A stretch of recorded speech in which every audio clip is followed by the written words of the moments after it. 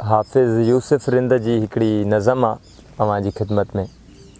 लिखनि था त हिंदोरनि जी छाती लुॼा कोन आहियूं, हिंदोरनि जी छाती लुॼा कोन आहियूं, कॾहिं पोइ बि मंज़िल मुड़िया कोन आहियूं। असां राति ऊंधा में कई खेट खेड़िया ऐं समुंड मां सिपुनि सां मोती बि मेड़िया।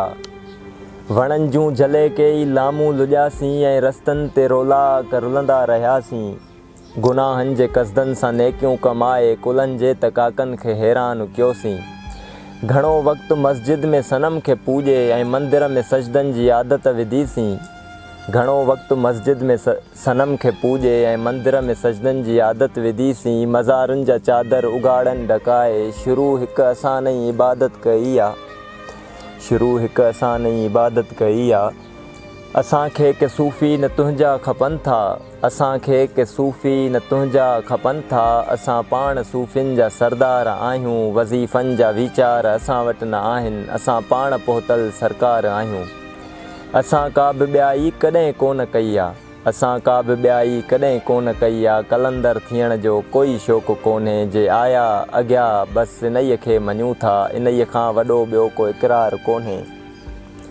असां सां हलणु थो घुरिजे हलियो आहे, असां ला मकान जा मुसाफ़िर के आहियूं। ही तस्बीह जा मणिया असां वटि मटाइण फ़रेबनि सिवा का न माना रखनि था।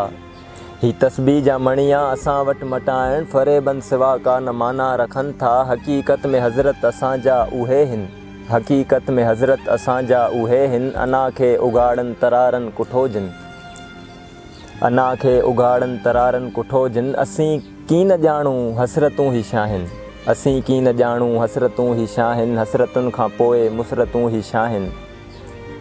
असां लाइ त मौसम का मटबी ही नाहे ऐं मौसम में मंशूर मटबो ई नाहे। असां लाइ त मौसम का मटबी ही नाहे ऐं मौसम में मंशूर मटबो ई नाहे। मैखाने ते मख़मूर मुर्कूं ई मुर्कूं विखेरे विखेरे असां ई जियूं था। मैखाने ते मख़मूर मुर्कूं ई मुर्कूं विखेरे विखेरे असां ई जियूं था। भरे जे प्याला प्यारे थो साकी, असां तिन प्यालनि में मदहोश आहियूं।